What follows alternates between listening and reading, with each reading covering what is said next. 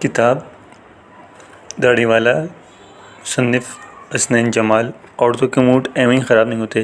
شادی کے بعد امی پشاور آئیں، ایک دن آندھی آئی تو امی کہتی ہیں میں رو پڑی۔ تھوڑی دیر میں پہلے سارا گھر صاف کیا تھا، برآمدہ اور صحن دھویا تھا۔ ملتان کی آندھی جو آئی تو ساری صفائی صاف کر گئی، دوبارہ ہر چیز کو پہ مٹی پڑ گئی اور پہلے سے کہیں زیادہ موٹی تہ تھی۔ تو امی جب کہتی تھی کہ میں رو پڑی تو میں اس وقت ایک چھوٹا بچہ تھا، میں سوچتا تھا اس میں رونے والی کیا بات ہے۔ امی دوبارہ صاف کر دیتی۔ امی یہ واقعہ سنانے کے بعد آج بھی ہنس پڑتی ہیں۔ میں اس وقت بھی ہنستا تھا ان کے ساتھ، اب بھی ہنس لوں گا، لیکن یہ رونا آج کچھ سمجھ میں آ گیا ہے۔ شہر بدلا، اکیلا رہا تو استاد بہت کچھ سمجھ میں آ گیا۔ ایسا آیا کہ میری اپنی ہر پرانی تھیوری بے وزن اور خلا میں ڈول رہی ہے۔ ارادوں کے ٹوٹنے سے خود کو پہچاننے والا اولیاء ہوتے ہیں۔ ہم خاکی لوگ اپنے خیال، اپنے نظریے غلط ہونے پر ہی اپنی اوقات جان لیتے ہیں۔ ارادے باندھنے جیسی ہمت کہاں۔ قصہ یوں ہوا کہ فقیر جب دوسرے شہر روزی کمانے آیا تو خدا کے ایک مہربان نے ایسی جگہ مہیا کر دی جو رہنے کا بہترین آسرا ہے۔ بیٹی کی پڑھائی تو بیوی بچے ساتھ لانا مشکل تھا، اکیلے رہنا شروع کر دیا۔ اکیلے آدمی کا بھی پہلاوا ہوتا ہے، بہرحال ہوتا ہے۔ صفائی کا معاملہ ہر دوسرے دن پیش آتا ہے۔ اس دن اس سے بچت بھی ممکن نہیں، تو کل رات کچن صاف کیا اور شیشے کی طرح چمکا دیا۔ پچھلے ہفتے جھاڑو پوچھ کر لی تھی، کمر تھوڑی ناراض تھی۔ کچن صاف کرتے ہوئے پھر احتجاج کیا تو اسے دوا پیش کر دی۔ پھر یوں ہوا کہ وہ احتجاجی کمر فقیر دونوں سو گئے۔ صبح اٹھ کر پتہ چلا رات ایسی بارش ہوئی کہ جو مکمل صفائی پر پانی پھیر گئی۔ کچن کے سلیب اور فرش ہر جگہ پانی تھا، سلیب نظر آتا تھا اور فرش فراش کرنے پر وضع تھا۔ تب اس چھوٹے سے حسنین جمال کو جا کر سمجھ آیا کہ بابو امی اس لیے روئیں تھیں۔ یہ تو ایک مثال تھی۔ آس پاس دیکھنا تو دنیا کے 80% عورتوں کو شکایت ہوتی ہے، کھانا پکاتی ہیں تو شور بہت کرتی ہیں، موڈ آف ہو جاتا ہے، گرمی لگنے لگتی ہے، پھر پکا کے فوراً سامنے رکھ دیں گی، لیکن خود نہیں کھائیں گی۔ بھوک مر گئی ہے، ابھی انہیں نہیں کھانا، بعد میں کھا لیں گے۔ میں اس بات کو نخرہ سمجھتا تھا۔ یہاں آیا تو صرف اپنے لیے روٹی سالن بنانا شروع کیا۔ یار قسم سے پیدا کرنے والے کی واقعی موت پڑ جاتی ہے۔ سالن بن جائے تو اس کی خوشبو اور گرمی سے پیٹ بھر چکا ہوتا ہے، روٹی پک جائے تو دھوئیں سے بھوک مر جاتی ہے۔ ایک بندے کے لیے بنانا ہو یا نہیں صرف اپنے لیے کرنا ہو تو پھر بھی تھوڑا آسرا ہوتا ہے۔ ایک آدھ روٹی بنا لی، دوسری بھی چلو ہو گئی، لیکن جہاں دوسری سے تیسری روٹی پکانی پڑی، واللہ بھوک ختم ہو گئی، بلکہ تو ابھی پرایا لگنے لگتا ہے۔ اور تب میں نے جانا کہ اس میں ناراضگی کا کوئی دخل نہیں ہوتا، یہ قدرت کی محل ہے۔ خدا جانے کون سے ہارمون اس میں جلتے ہیں جو ایک بن کے انسان کا پیٹ خوشبو اور دھوئیں سے بھر دیتے ہیں، لیکن ہوتا ہے بالکل ایسے ہی ہے۔ تو کھانا پکانے والے نے سے اس وقت بیٹھ کر کھانا کھانے کا کہنا ایسا ہی ہے جیسے کبوتر کو گردن سے پکڑ کر اس کی چونچ میں زبردستی دانہ ڈالا جائے۔ پونی بنانے چھوٹی بچیاں مجھے بڑی اچھی لگتی تھیں۔ اکثر میری بیٹی عائلہ جب چھوٹی تھی تو ماں اس کی پونی بنا کر کس کر بنا دیتی تھی۔ تھوڑی دیر میں دیکھتے ہی دیکھتے وہ کھلے بال، ہم لوگ بالوں پر اس سے زیادہ کچھ نہیں کہتے تھے، بہت زیادہ غصے میں آتی تو کہہ دیتی پھر چاٹے کھول لیے، ابھی باندھے تھے تمہارے سارے بال۔ تو یوں ہوا کہ جب میں یہاں آیا تو سر کی دائیں طرف ایک چھوٹا سا دانہ نکل آیا، پھر وہ بڑا ہو گیا۔ پہلے میرے بال فوجی کٹ ہوا کرتے تھے، دانے کی وجہ سے بڑھانے شروع کر دیے۔ وہ بالوں میں چھپ جائے گا، دوا دارو چلتے رہے۔ 4-5 مہینے بعد دانہ ختم ہو گیا، لیکن بالوں کی وجہ سے محسوس ہوا کہ بھائی جو اپنا گنجا پن ہے، جو کچھ کم لگتا ہے تو بال بڑھنے دیے۔ ایک دن اتنے بڑے محسوس ہوئے کہ پونی بن سکتی تو بنا لی، طبیعت ہری ہو گئی۔ تب فقیر نے یہ جانا کہ بچیاں اپنے بال کھلے کیوں رہنے دیتی ہیں۔ کس کے بال باندھنے سے ایسا گندا درد ہوتا ہے جو سر سے نیچے تک اتر کے گردن تک آ جاتا ہے اور کندھوں میں پھیل جانے میں خاص مہارت رکھتا ہے۔ بندہ خود پونی بنائے تو تھوڑا علاج لگا سیٹ کر لیتا ہے، لیکن چھوٹی بچیاں، ان کا مسئلہ کیا ہے؟ وہ اب سمجھ میں آیا۔ اس طرح مجھ سمیت وہ سارے مرد جو لمبے بالوں کی تعریف میں شاعریاں کرتے، گانے گاتے ہیں، گھٹاؤں سے ترجیح دیتے ہیں، انہیں 2-3 سال اگر اپنے بال بڑھانے پڑ جائیں تو یقین کریں دماغ ٹھکانے آ جائے گا۔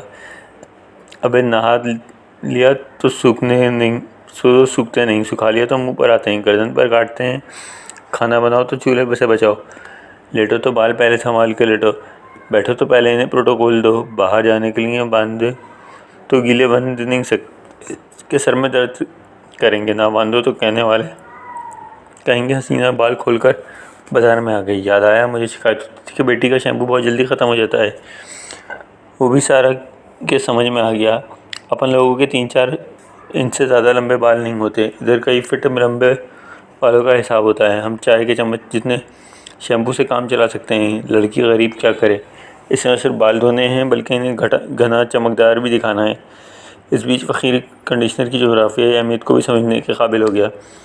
سوچیں کہ آپ کے بال جو کئی سالوں کی محنت کے نتیجے میں اتنے بڑے ہوئے ہوں، وہ نبھاتے ہوئے آپ بس میں الجھ جائیں، کاٹنے پڑیں یا توڑنے پڑیں تو خیر یہ شیمپو اور کنڈیشنر کی سائنس بھی سکھائی گئی۔ عورتوں کا کاسمیٹک استعمال نہ کریں تو ان کی مرضی ہے، لیکن جو کریں گی تو یہ تقریباً ان کی مجبوری ہوتی ہے۔ ماں قسم ہم تو ان پر تنقید نہیں کر سکتے۔ میرے جانو پڑھنے والوں، یہاں کے مجھے سمجھ آیا برتن دھونے والے پاؤڈر اور لیکوڈ میں کیا فرق ہے۔ کیا ایک ایسا مرد جس نے روزانہ کی برتن نہ دھوئے ہوں، وہ کبھی یقین کر سکتا ہے کہ ڈش واشنگ پاؤڈر کا باقاعدہ ہاتھ پر خارج کر سکتا ہے؟ ناخنوں میں چبھتا ہے کوئی خراش یا زخم ہو تو اسے خراب کر سکتا ہے اور ہاتھوں کے جلد کا ستیہ ناش الگ کرتا ہے، سرکار برابر کرتا ہے۔ اگر خدا نے آپ کی جیب میں اتنی گنجائش رکھی ہے تو گھر کی عورتوں کو اس بات کا نخرہ نہ سمجھیں یار، واقعی لیکوڈ ڈش واش سے برتن دھونے اور پاؤڈر سے دھونے میں زمین آسمان کا فرق ہے۔ بلکہ سب سے بہتر تو یہ ان غریبوں کو کم از کم دستانے لا دیں۔ ربڑ کے فقیر تو صرف اپنے برتن دھوتا ہے، جس نے 5 بندوں کے دھونے ہیں وہ آپ کے لیے ناخن ہرگز نہیں رکھ سکتی۔ اور ہاں، برتن دھونے والے میں کمرے میں ایک روحانی قسم کا درد بھی ہوتا ہے۔ کمر میں ایک روحانی قسم کا درد ہوتا ہے۔ وہ عورتیں جھوٹ نہیں بولتی۔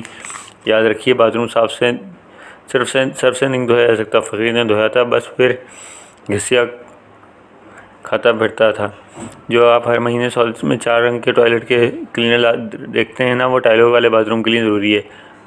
آپ کے انا بابا کے زمانے میں اگر ٹائلوں والے باتھ روم نہیں تھے تو ان میں کی صفائی بھی کلینرز کے بغیر ہو جاتی تھی۔ بہرحال کموڈ الگ چیز سے صاف ہوگا، ٹائلیں الگ چیز سے، گٹر بند ہو تو تیسرے سے کھلے گا، اور یہ واجب ہے۔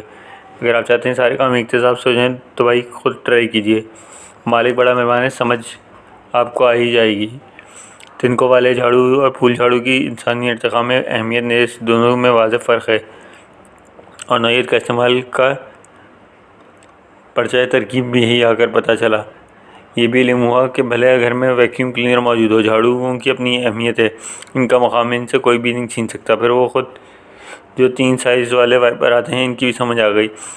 دنیا بڑی چالو جگہ ہے یار، وہ مطلب صفائی بھی ایک اوزار سے نہیں ہو سکتی، واقعی نہیں ہو سکتی۔ اب بچ گیا کپڑے دھونا اور استری کرنا ہے، یہ بہت ہی کوئی نیکسٹ لیول کا تکلیف دہ کام ہے۔ اگر آپ یقین کریں کپڑے اپنے ہوں یا دوسروں کے، انہیں دھونا، نچوڑنا، سکھانا انتہائی واہیات اور ٹائم ضائع کرنے والے کام ہیں۔ واشنگ مشین ہے، ڈرائرز ہیں، تو اسے لگانا اور اس کو سمیٹنا، اس میں بھی ٹھیک ٹھاک رائتا پھیل جاتا ہے۔ آپ مانیں گے یہاں میری بھی بس ہو گئی، کلم کلے ایک آدھ کپڑے وہ بھی نہ دھلتے ہیں، نہ استری کر سکتا ہوں۔ گھر کے پھیرے میں ساتھ جاتے ہیں، دھل گئے تو یہاں کے استری سے باہر سے کروا لیے۔ ویسے کپڑے دھونے سے بھی زیادہ بور کام استری کرنا ہے، مطلب کوئی کام نہ ہو تو یہ کام بہرحال وہ کام ہے جسے کہتے ہیں کم جوادی موت ہے۔ تو بھائی یقین کیا جائے تو فقیر ان سارے تجربوں سے گزر کر اس نتیجے پر پہنچا ہے، گھریلو گرداری میں شامل کوئی بھی کام آسان نہیں ہے، چنگی بلی ورزش اور ذہنی فٹیگ الگ سے ہے۔ اگر آپ کے ارد گرد کوئی بھی خاتون آپ کے سارے کام کرتے دیں اور ان کے موڈ کے بعد آن آف رہتا ہے تو یہ قدرتی بات ہے، بالکل اللہ تعالیٰ کی طرف سے ہے۔